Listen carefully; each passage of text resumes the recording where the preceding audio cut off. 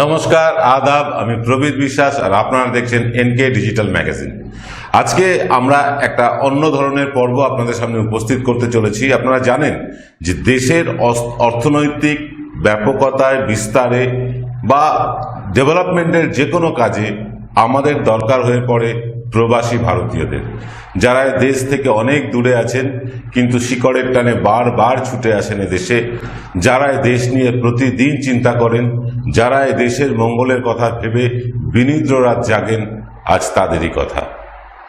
আমরা দেখেছি এর আগেও মহারাষ্ট্র, কেরালা এবং পাঞ্জাব, হরিয়ানা বিভিন্ন রাজ্যে এই প্রবাসীরা কিন্তু তাদের মতামত ভোটের আগে ব্যক্ত করেন এবং তার প্রভাব কিন্তু জনমানুষে সুদূর প্রসারী। মানুষ কিন্তু প্রবাসীদের কথা শুনতে চান। আজ আমরাও সেরকম কয়েকজন প্রবাসী বাঙালিকে আপনাদের সামনে উপস্থিত করতে চলেছি। আমরা কয়েকটি প্রশ্ন তাদেরকে রেখেছি, তারা নিজেদের পরিচয় দেবেন। কেউ সুদূর আমেরিকায় থাকেন, কেউ অস্ট্রেলিয়ায়, কেউ বা অন্য কোনো জায়গায়। তারা নিজেরাই তাদের পরিচয় দেবেন এবং পরিচয় দিয়ে আমরা যে প্রশ্নগুলো তাদের সামনে রাখতে চলেছি সেই প্রশ্নগুলো উত্তর তারা আপনাদেরকে দেওয়ার চেষ্টা করবেন। আমরা বিভিন্ন ধরনের প্রশ্ন রেখেছি, সেই প্রশ্নের যথাযথ উত্তর দিয়েছেন একদম প্রফেশনাল ঢঙে সেই মানুষগুলো, যারা এই দেশ থেকে অনেক দূরে অথচ আমার আপনার জন্য চিন্তা করেন। তারা চান এ দেশ, এই বাংলা কি করে ভালো থাকবে। তারা সেই কারণেই বর্গিয়ে এলো দেশে নামে একটি ফেসবুক পেজও লঞ্চ করেছেন এবং সেই পেজের মাধ্যমে তারা প্রচার চালাচ্ছেন।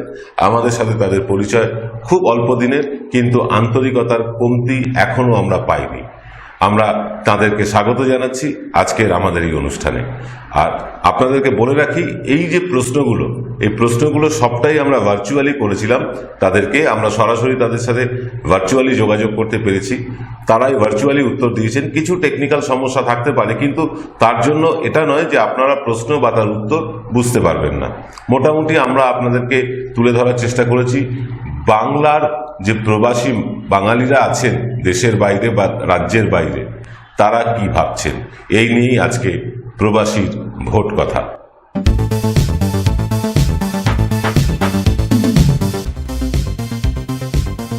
নমস্কার, আমার নাম কৃষাণু। আমি আমেরিকার ইউটাতে থাকি।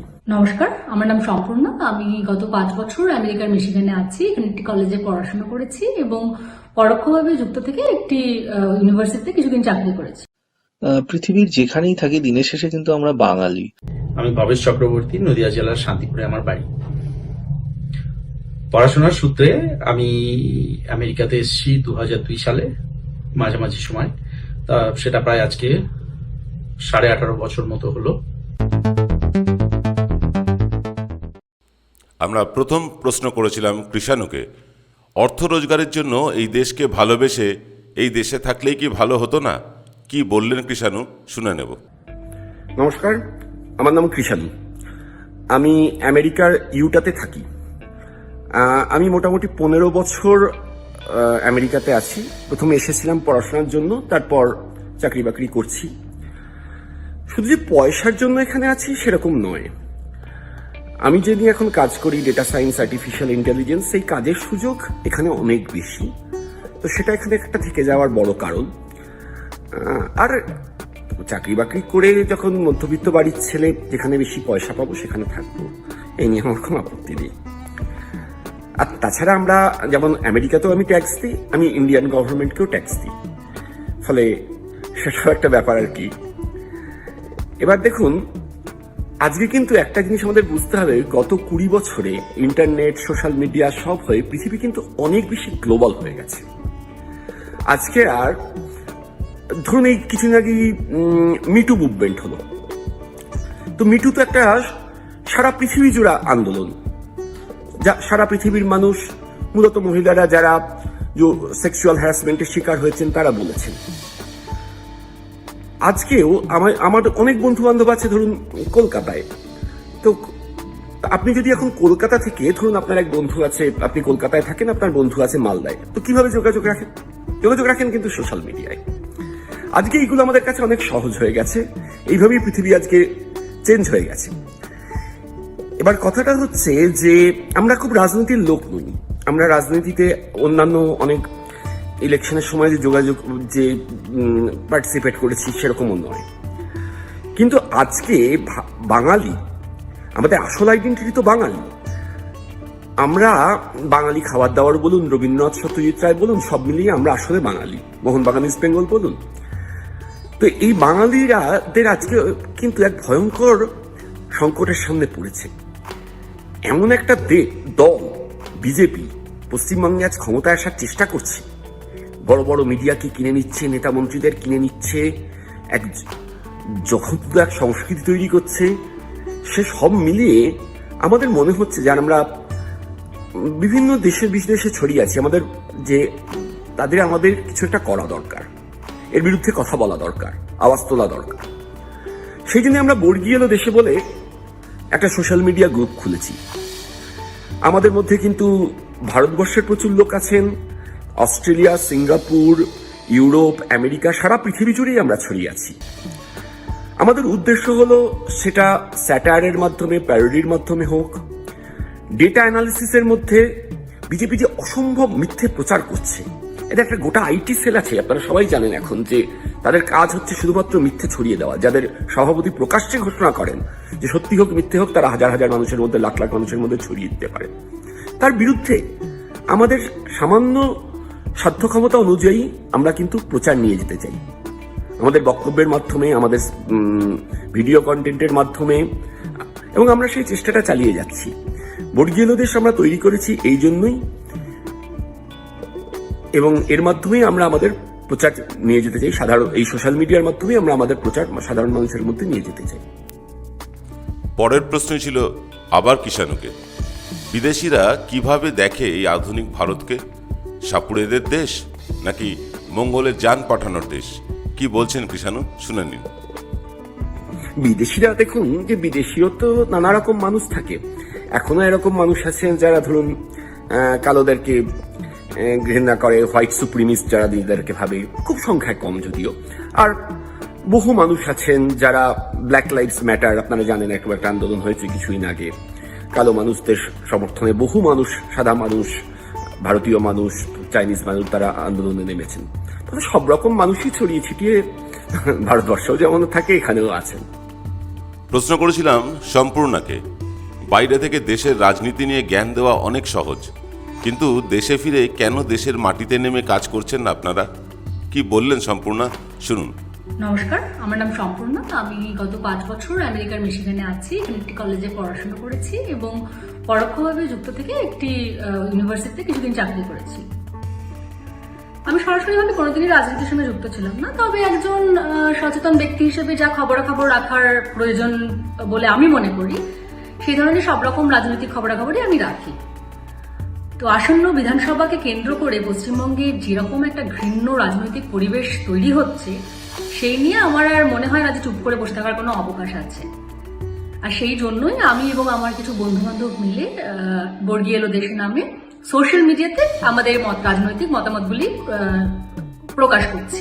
এখন সভাপতি এটা অনেকের মনে হতে পারে যে এতই যখন দেশের ব্যাপার নিয়ে ইনভলভ হতে চায়, তাহলে দেশে আসছে না কেন, বাইরের থেকে কেন জ্ঞান দিচ্ছে? প্রথমত আমার মনে হয় যে কোনো ব্যক্তিরই মতামত প্রকাশের একটি অধিকার থাকে, সে যে কোনো ধরনের মতামতই হোক না কেন। আর দ্বিতীয়ত এটা খুব ইম্পর্টেন্ট। এই যেমন ধরুন সাউথ আফ্রিকার অ্যাপারথাইড বা ব্ল্যাক লাইভস ম্যাটার বা আমেরিকার ব্ল্যাক লাইভস ম্যাটার মুভমেন্ট, এটা কে কোথায় আছে সেইভাবে চুপ করে বসে না থাকে, যে যেখানেই থাকুক না কেন সেটা নিয়ে প্রতিবাদ করাটাই কাম্য। আর দ্বিতীয়ত আমি এখনো ভারতীয় নাগরিক, আমার বাবা মা, ভাই বোন, বন্ধু বান্ধব, আত্মীয় পরিজন সবাই ভারতবর্ষে আছে।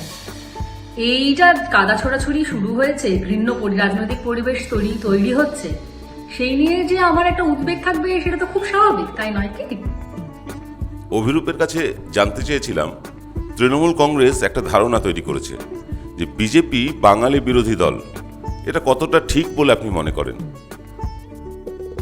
বিজেপি অবশ্যই বাংলা বিরোধী, আর তার থেকেও বেশি করে বিজেপি হলো একেবারে যাকে বলে বাঙালি বিরোধী। রিয়া চক্রবর্তীর ব্যাপারটা কিরকম ভাবে ওরা হ্যান্ডেল করলো দেখলেন তো।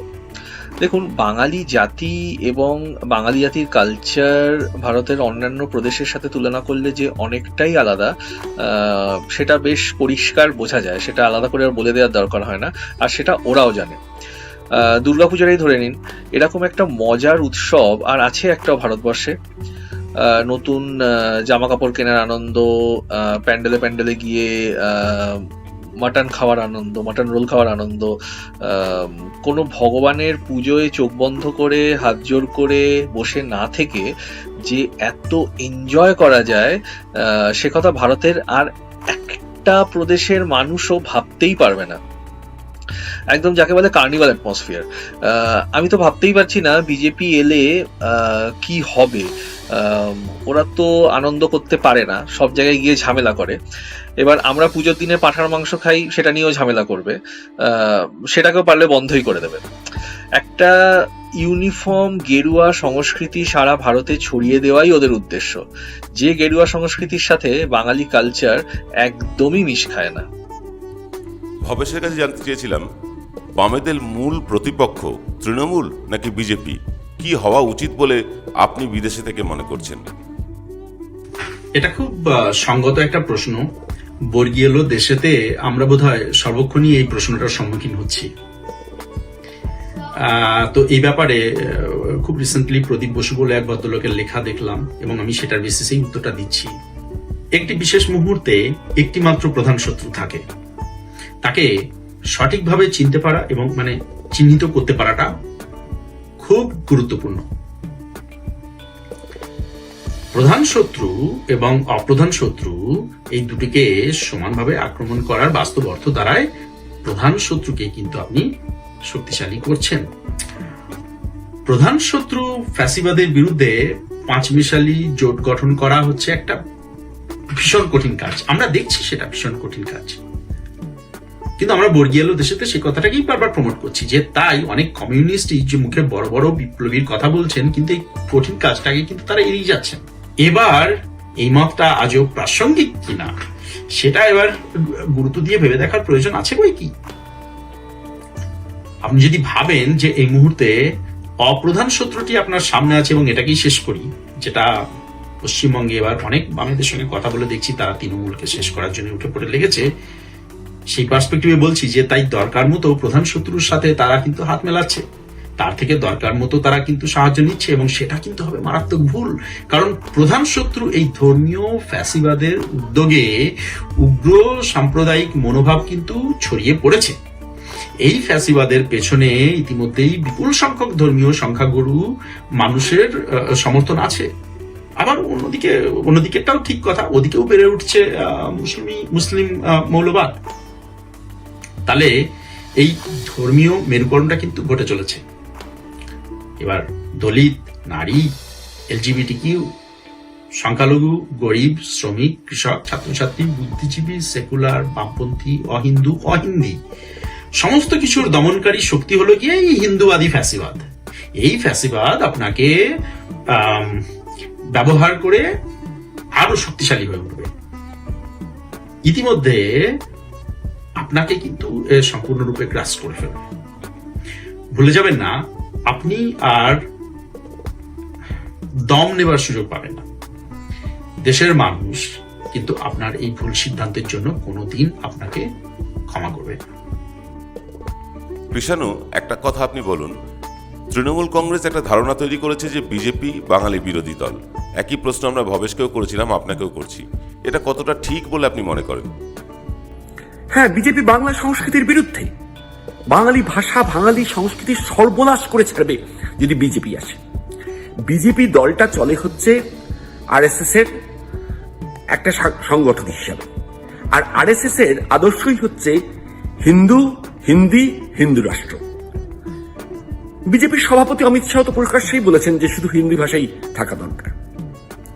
ভাবুন, একটা দলের রাজ্য নেতারা সহজ পাঠ কার লেখা জানে না, তারা রামমোহন আর বিদ্যাসাগরের মধ্যে তফাৎ করতে পারে না, তারা বাঙালি বিরোধী নয়। একটা দেশের তাদের কাকে আইকন হিসেবে তুলে ধরতে চাইছে, বাঙালির মতো একটা জাতি যার রবীন্দ্রনাথ থেকে, সত্যেন্দ্রনাথ বসু থেকে, আচার্য প্রফুল্ল চন্দ্র রায় থেকে সত্যজিৎ রায়, অমর্ত্য সেন অব্দি এত জ্যোতিষ্ক আছে, তাকে বাদ দিয়ে তাকে তুলে ধরতে চাইছে কাকে? না, শ্যামাপ্রসাদ মুখোপাধ্যায়কে। নেতাজি সুভাষচন্দ্র বোস শ্যামাপ্রসাদকে অ্যান্টি ন্যাশনাল বলেছিলেন। আমাদের বর্গীয় দেশের ফেসবুক পেজে যাবেন, এই নিয়ে আমরা একাধিক ডকুমেন্ট রেখেছি, একাধিক কন্টেন্ট আমরা তৈরি করেছি। আর এই দলটা বাঙালির বিরোধী নয়, এটা বাংলার সর্বনাশ করে ছাড়বে। বাংলাকে যদি দিলীপ ঘোষ গুজরাট বানাতে চায় তাহলে ক্ষতিটা কি? অভিরূপের কাছে জানতে চেয়েছিলাম। পৃথিবীর যেখানেই থাকি দিনের শেষে কিন্তু আমরা বাঙালি, তাই আমরা সবসময় চাইবো যে বাংলার কিসে ভালো হয়, বাংলা যেন ভালো থাকে, বাঙালি যেন ভালো থাকে। বাংলার অনেক সমস্যা আছে, অর্থনীতির সমস্যা আছে, আনএমপ্লয়মেন্টের সমস্যা আছে, এবং সেই সব সমস্যাগুলোর সমাধান আমার কাছে তো নেই। সেই সমস্যাগুলোর সমাধান দেওয়া কিন্তু আমাদের কাজও নয়। নাগরিক হিসেবে আমাদের কাজ হচ্ছে, সচেতন নাগরিক হিসেবে আমাদের কাজ হচ্ছে সমস্যাগুলোকে তুলে ধরা, কোথাও কোনো অন্যায় হলে তার প্রতিবাদে সোচ্চার হওয়া। সমস্যাগুলোর সমাধান করা কিন্তু কাজ হচ্ছে এক্সপার্টদের, আর সেই এক্সপার্টরা যা অ্যাডভাইস দেবেন সেই অ্যাডভাইসগুলোকে ইমপ্লিমেন্ট করতে হবে নির্বাচিত সরকারকে। আর তবে এইটুকু বলতে পারি যে পশ্চিমবঙ্গের সমস্যাগুলোর সমাধান কিন্তু গুজরাট মডেল নয়। গুজরাটে কারখানার সংখ্যা অনেক বেশি পশ্চিমবঙ্গের তুলনায়, কিন্তু তবু পশ্চিমবঙ্গ কিন্তু প্রতি শ্রমিককে মজুরি গুজরাটের তুলনায় অনেক বেশি দেয়। তারপর সাম্প্রতিক যে national family health survey statistics যেগুলো বেরিয়েছে, সেগুলোতে আমরা দেখছি যে শিশু স্বাস্থ্য এবং মায়ের স্বাস্থ্য কিন্তু পশ্চিমবঙ্গে অনেক বেশি ভালো গুজরাটের তুলনায়। তারপর ধরুন গুজরাটে জিডিপি পশ্চিমবঙ্গের তুলনায় অনেকটা বেশি, কিন্তু তবু সেই জিডিপির বেশি থাকা সত্ত্বেও রাজস্ব গুজরাট অনেক বেশি আয় করা সত্ত্বেও সেই রাজস্বের থেকে যত পরিমাণ টাকা সোশ্যাল সেক্টরে খরচ করে তার থেকে কিন্তু অনেক বেশি টাকা খরচ করে পশ্চিমবাংলা, যদিও পশ্চিমবাংলার জিডিপি গুজরাটের তুলনায় অনেক কম। পরের প্রশ্ন করব আমি কৃষাণুকে। কৃষাণু, আপনি বলুন, বিভিন্ন দল ছেড়ে নেতারা বিজেপিতে চলে যাচ্ছেন, আগামী নির্বাচনে এটা কতটা প্রভাব ফেলবে বলে আপনি মনে করেন? প্রচুর তৃণমূল নেতা বিজেপিতে যাচ্ছে।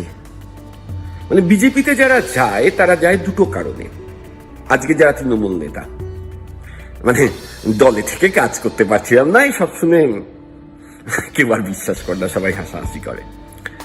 তো হয় তারা যায় ভয়ে, সিবিআই লালিয়ে দেবো এই ভয়ে, আর না হয় হচ্ছে লোভে। এবার কে লোভে যাচ্ছে কে ভয়ে যাচ্ছে সেটা আপনারা ভেবে দেখুন। কিন্তু মুশকিল হলো এই টাইপের মানুষ যারা দেখছে যখন একটা বাঙালি সংস্কৃতি সামান্য ভয়ঙ্কর আক্রমণের সামনে আছে, বিজেপির আক্রমণের সামনে, তার মাঝে দাঁড়িয়ে যারা আজকে বিজেপিতে যাচ্ছে, সেটা ভয়েই হোক বা লোভের বশেই হোক, তাদের প্রতি আর কোনো সাধারণ মানুষ তাকে ভালোবাসতে পারে না, আর সাধারণ মানুষ তাদের ঘেন্না করবেই। ভবেশ, আপনি বলুন, বিজেপির পক্ষ থেকে বারবার বাংলার শিক্ষিত সমাজ, বুদ্ধিজীবীদের আক্রমণ করা হচ্ছে, এই ব্যাপারে আপনার প্রতিক্রিয়া কি? যে বাংলায় ভোটের ঠিক আগে মিডিয়ার একটা বিরাট অংশ একটা অনভিপ্রেত ব্যাপারে খুব ব্যস্ত হয়ে পড়েছে। এর পিছনে সামাজিক ন্যায় অন্যায় যত না আছে, তার থেকে অনেক গুণ হচ্ছে ক্ষমতা দখলের রাজনীতি। বুঝলেন দাদা, বিজেপির কাছে বঙ্গ বিজয় করতে হলে সবার আগে বাঙালি সংস্কৃতির যে প্রাণকেন্দ্র এবং প্রাণকেন্দ্রে থাকা উচ্চশিক্ষিত যুক্তিবাদী সমাজ যারা আছেন, যারা বাঙালির মননকে সেবা করেছেন, তাদেরকে আক্রমণ করাটা খুব জরুরি। ধর্ম নিয়ে সুশ্রী দিয়ে এবং প্রতিবেশী দেশকে শত্রু বলে প্রতিপন্ন করে একটা ছায়াযুদ্ধ চালানোর চেষ্টা করে ভারতের হয়তো একটা বড় সংখ্যক সাধারণ লোককে বোকা বানানো যায়, কিন্তু একজন প্রকৃত শিক্ষিত এবং যুক্তিবাদী তিনি কিন্তু প্রমাণ ও তথ্য ছাড়া অতি সংবেদনশীলতার মাধ্যমে পুতুল নাচের মতো তিনি কখনো নাচবেন না। ঠিক কথা কিনা? এবার আপনি দেখুন যে পাকিস্তানের জুজু দেখিয়ে কিভাবে খাদ্য, শিক্ষা, স্বাস্থ্য, বাসস্থান ইত্যাদি ইত্যাদি প্রাথমিক চাহিদার ব্যাপারগুলো মানে এইসব জায়গা থেকে কমপ্লিটলি একটা নজরটাকে ঘুরিয়ে দেওয়া হচ্ছে, এবং এটা কিন্তু শিক্ষিত বাঙালির কাছে করা একদম অসম্ভব ব্যাপার, এটা ওরা জানে। বিদ্যাসাগর, রামমোহন, রবীন্দ্রনাথ থেকে সত্যজিতের বাংলার সমাজে চিরাচরিত ভাবেই দেখবেন যে ভারতের অন্যান্য রাজ্যের থেকে বাংলা ভীষণভাবে আলাদা, আমাদের একটা স্বকীয়তা আছে। এবার বাংলার সাধারণ লোকের মধ্যে এই মনীষীদের শিক্ষা এবং চিন্তা ভাবনার একটা বড় প্রভাব এখনো বর্তমান। তাই বঙ্গবিজয় করতে গেলে বাংলার এই পরম্পরার উপরে আঘাত, বাঙালির যুক্তিবাদীদের ভুল, ভণ্ড, এসব তো প্রমাণ করাটা খুব জরুরি, তাই নয় কি? কৃষাণুর কাছে জানতে চাইছি, আমাদের যে সাম্প্রতিকতম সমীক্ষা তাতে বলছে বাংলায় বিজেপি মাত্র 69টা আসন পাচ্ছে, কিন্তু দিল্লি থেকে বিজেপি নেতারা এসে বলছেন আব কি বার 200 পার। কি বলবেন আপনি? সমীক্ষা কি বলছে এত ভালো করে জানি না, maybe it is too early. কিন্তু বিজেপি বলছে 200 সিট পাবে, তো বিজেপি তো বলেই থাকে। বিজেপি তো কত কিছুই বলেছিল। ধরুন 2014 ভোটের আগে বলেছিল যে সবার ব্যাংক অ্যাকাউন্টে নাকি 15 লক্ষ করে টাকা থাকবে, কালো টাকা নিয়ে আসবে। 15 পয়সা কেউ পেয়েছেন আপনারা? আমার যত বন্ধু বান্ধব আছে, বাবা মা, পরিবারের লোকজন, কেউ কিন্তু 15 পয়সাও পায়। বলেছিল 2 কোটি করে চাকরি দেবে। চাকরির বাজার ক্রমশ খারাপ হয়েছে। ত্রিপুরায় বলেছিল যে ভোটের আগে যে শিক্ষকদের চাকরি পার্মানেন্ট করবে। দেখুন আজকে শিক্ষকদের অবস্থা, তারা দিনের পর দিন রাস্তায় বসে আছে, তাদেরকে পুলিশ লাঠিপেটা, বিজেপির পুলিশ তাদেরকে লাঠিপেটা করছে। হ্যাঁ, বিজেপি যা বলে সেগুলো হচ্ছে জুমলা, আর এরা আবার অন্য কোনো দল কিন্তু এটা করে না। বিজেপি কিন্তু করে যে সদম্ভে ঘোষণা করে যে আমরা ভোটের আগে জুমলা দিয়েছিলাম। ফলে আজকে তারা 200 ভোট কেন বলছে? তারা একটা হাওয়া তৈরি করতে চাইছে যে আমরা জিতেই গেছি, গেম ওভার। তা আমার মনে হয় এইসবে খুব কিছু কাজ হবে না। বাঙালির মানুষ যথেষ্ট বুদ্ধিশুদ্ধি রাখেন, ফলে এই জুমলাগুলো তারা সবাই ধরে ফেলবেন। আমি সম্পূর্ণ আকারে জানতে চাইব যে রবীন্দ্রনাথকে বিকৃতভাবে উচ্চারণ করা কিংবা নাড্ডার শান্তিনিকেতনে এসে রবীন্দ্রনাথের জন্ম কথা বলা, এ নিয়ে আপনি বাঙালি হিসেবে কি লজ্জিত? বিজেপির সাথে যে বাঙালি কালচার মেলে না, সেটা প্রতিনিয়তই দেখা যাচ্ছে। এই ধরুন রবীন্দ্রনাথ টেগর না ঠাকুর, বিবেকানন্দকে ঠাকুর বানিয়ে দিচ্ছে, মানে যা পারছে তাই করছে। তার থেকেও বড় কথা, এরা তো একটা অত্যন্ত আনসাইন্টিফিক দল। একবার বলছে যে গরুর দুধ থেকে সোনা পাওয়া যায়, একবার বলছে গোমূত্র খেলে সব রকমের অসুস্থতা সেরে যাবে, কখনো বলছে ময়ূরের চোখের জল থেকে বাচ্চা হয়, মানে যা পারছে তাই বলছে। এরকম লোকজনকে আমরা মুখ্যমন্ত্রী করতে চাই, মুখ্যমন্ত্রী হিসেবে দেখতে চাই? কখনো না। পাগল না মাথার, এ তো পুরো মানে আমাদের শিক্ষা ব্যবস্থাকে ধ্বংস করে দেবে। এইটা জাস্ট মেনে নেওয়া যায় না। এখন সময় থাকতে ভাবুন, নলে অনেক দেরি হয়ে যাবে, আর কিচ্ছু করার থাকবে না। কৃষাণুর কাছে জানতে চাই, সব দলকেই পরখ করেছে বাঙালি। কংগ্রেস দেখেছে, সিপিআইএম দেখেছে, তৃণমূল দেখেছে। বিজেপিকে একবার সুযোগ করে দিলে ক্ষতিটা কি এমন হবে? 34 বছর বাঙালি বামফ্রন্টের শাসনে ছিল, 10 বছর তৃণমূলের শাসনে ছিল। এবার এই প্রশ্নটা তো উঠছে যে অনেক, মানে বিজেপি তুলছে আর কি, যে এবার বিজেপিকে দেখলে ক্ষতি কি? সোনার বাঙ্গাল তারা বানিয়ে দেবেন। ক্ষতি তো আছেই। আমাদের বর্গিয়েলো দেশের চ্যানেলে আমাদের একটা কার্টুন আছে, খুব পপুলার হয়েছে ফেসবুকে, যে ভাত খেয়েছি, ডাল খেয়েছি, তাই বলে এবার বিষ খেয়েও দেখবো। বিজেপিকে ভোট দিয়ে আমাদের লাভটা কি হবে? বিজেপি জব ক্রিয়েট করবে, জব তৈরি করবে? সারা ভারতবর্ষের তো এই জবের অবস্থা ঘটিয়ে দেখেছে। অর্থনীতির সর্বনাশ করেছে, প্রথমে ডিমনিটাইজেশন ঘটিয়ে, তারপর জিএসটি ঘটিয়ে। হ্যাঁ, বিজেপির অর্থনীতিতে দুজনের লাভ হয়, এক হচ্ছে আদানি আর আম্বানি। শয়ে শয়ে কোটি টাকা এদের লাভ বেড়ে গেছে। আর কি, আর 32 জন বিজয় মাল্য ছাড়া আর 31 জন না 32 জন গুজরাটি ব্যবসায়ী যারা টাকা পয়সা মেরে বিদেশে পালিয়ে যায়। তার বাইরে বিজেপির আমলে অর্থনীতির কারো কোনো লাভ হয় না। উল্টে কি ঝামেলা বাড়ে? বিজেপি মানেই হচ্ছে দাঙ্গাবাজদের দল। গুজরাটে দাঙ্গা করে নরেন্দ্র মোদী হিন্দু হৃদয় সম্রাট হয়েছেন। মুজাফফরবাদে দাঙ্গা করে অমিত শাহ আগের বার দাঙ্গা করে 2014-তে বিজেপিকে ক্ষমতা এনেছে। আজকে আসামে দেখুন, ডিটেনশন ক্যাম্প করে 14 লাখ বাঙালিকে ভেতরে ঢুকিয়ে দিয়েছে। হিন্দু মুসলমান আসল সমস্যার, মানুষের রুটি রুজির সমস্যার, মানুষের স্বাস্থ্য, শিক্ষা, পরিবেশ, কোনো কিছু নিয়ে এদের কোনো ভাবনা চিন্তা নেই।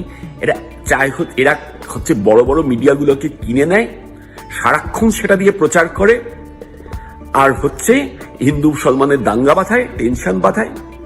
একটা দল মুসলমান বিরোধী, একটা দল দলিত বিরোধী। যে দলের নেতারা প্রকাশ্যে বলে, বিধায়করা বলে যে দলিতটা মানুষ না সুরের অধম, সেই দলকে আমি ভোট দিয়ে আনবো। আমার তো সব সময় আগুনে হাত পুড়িয়ে বোঝার দরকার নেই। একটা দলে দেখুন, কোথাও যদি ধর্ষণ হয় সেটা খুব খারাপ ব্যাপার, পৃথিবীর যেখানেই হোক। কিন্তু এই বিজেপির লোকজনই একমাত্র ধর্ষণের পর বিজেপি নেতারা প্রকাশ্যে মিছিল করেন ধর্ষকদের সমর্থনে। আমরা কাঠুয়া দেখেছি, আমরা হাতরাস দেখেছি, আমরা উন্নাও দেখেছি। আমরা সেই বাংলা চাই? তাহলে কেন আমি বিজেপিকে ভোট দিয়ে দেব? অসাধারণ উত্তর দিয়েছেন কৃষাণু। আমি সম্পূর্ণাকেও একই প্রশ্ন করব। সব দলকেই তো পরখ করেছে বাঙালি, বিজেপিকে একবার সুযোগ দিলে কি এমন মহাভারত অশুদ্ধ হবে? এই বেশ কিছুদিন ধরে একটা প্রশ্ন শুনতে পাচ্ছি যে 34 বছর বাম শাসন, 10 বছর তৃণমূল আছে, তো বিজেপি এলে আপত্তিটা কোথায়? আপত্তি আছে, ঘোর আপত্তি আছে। বিজেপি শাসিত রাজ্যগুলোর কি অবস্থা একবার তাকিয়ে দেখেছেন? কোন রকমের স্বাধীনতা নেই, সব রকমের স্বাধীনতাতে তারা হস্তক্ষেপ করে। কোন স্টুডেন্ট কিছু বলতে পারবে না, জার্নালিস্ট কিছু বলতে গেলে তাদের জেলে পুরে দিচ্ছে, আইন কানুন সাধারণ মানুষ কিচ্ছুকে তারা বাদ দিচ্ছে না। তো এই পরিস্থিতি থেকে ভয় পাবো না? পাবোই তো, আলবাত পাবো। আর দ্বিতীয়ত হলো যে তারা মেয়েদের উপর যেভাবে আক্রমণ নামিয়ে আনছে, সে তো মানে বলারই কথা না। এই যেমন ধরুন, কদিন আগে এক অভিনেত্রী টিভিতে বলেছিল যে কি তার বাড়িতে কোন উৎসবের দিন রান্না করে খাবে, সেই নিয়ে তো মানে তাকে নাজেহাল করে ছেড়ে দিয়েছে। কোনো দরকার নেই। কিন্তু এইরকম পরিস্থিতি কিন্তু আমরা কলকাতায় বা পশ্চিমবঙ্গে আগে দেখিনি। আরেক অভিনেত্রী, সে তার পার্সোনাল সোশ্যাল মিডিয়াতে কি একটা টুইট করেছে না পোস্ট করেছে, সেই নিয়ে তাকে ক্রমাগত থ্রেট, রেপ, নোংরা কথা বলা, বিভিন্ন ভাবে তাকে হেনস্থা করা, যত রকম ভাবে পারা যায় করে চলেছে। তো এই পরিস্থিতিতে আমরা বিজেপিকে চাইবো? কখনো না। এখনো ভোট হয়নি, এখনো জেতেনি, তাতেই এই অবস্থা। জিতলে পরে তো বলবে যে আমি কার সাথে বিয়ে করেছি তার সঙ্গে থাকতে পারবো না, আমার বাড়ির কাছে কি রান্না হবে তারা এসে বলে দিয়ে যাবে, আমি ঠিক রাত্রিবেলা ঠিক কটার সময় বাড়ি ফিরবো সেটা বলে দিয়ে যাবে, জামা কাপড়টা কোন ধরনের পরবো সেটা বলে দিয়ে যাবে। না, এইটা জাস্ট মেনে নেওয়া যায় না। আমি কোনোদিন পশ্চিমবঙ্গে এটা দেখিনি, আর ভবিষ্যতে এটা দেখতে চাই না।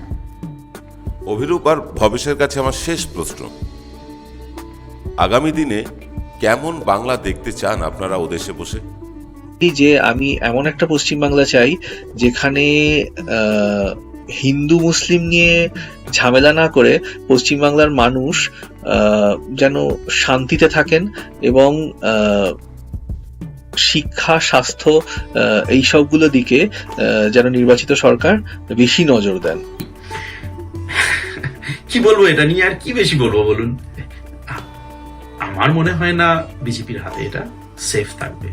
সুতরাং ওরা বাঙালির মতো করে ভাবছে না, ওরা বাইরের একটা মোড়কে বাঙালিকে ফেলতে চাইছে। তাহলে তো ওরা বাইরেরই হলো কি না, এটাই আমার বক্তব্য। আপনারা দেখলেন, শুনলেন প্রবাসী বাঙালিরা বাংলার ভোট নিয়ে কি বলছেন। অত্যন্ত খোলামেলা ভাবে তারা উত্তর দিয়েছেন, প্রফেশনাল ঢঙে, রীতিমতো দুঁদে রাজনীতিবিদদের মতন করে তারা উত্তর দিয়েছেন। কিন্তু তারা কেউই রাজনীতির সাথে সম্পৃক্ত নন। রাজনীতি থেকে তারা বহু দূরে বিভিন্ন প্রফেশনে আছেন, দেশের বাইরে আছেন, দেশের মুখ উজ্জ্বল করছেন। আমরা আশা করব এই রকম মানুষজন, এই গুণী মানুষজনদেরকে আবার আপনাদের সামনে আবার কখনো এনকে ডিজিটাল ম্যাগাজিনের পর্দায় তুলে আনতে পারবো। আজ এই পর্যন্ত, সকলে ভালো থাকবেন। জয় বাংলা।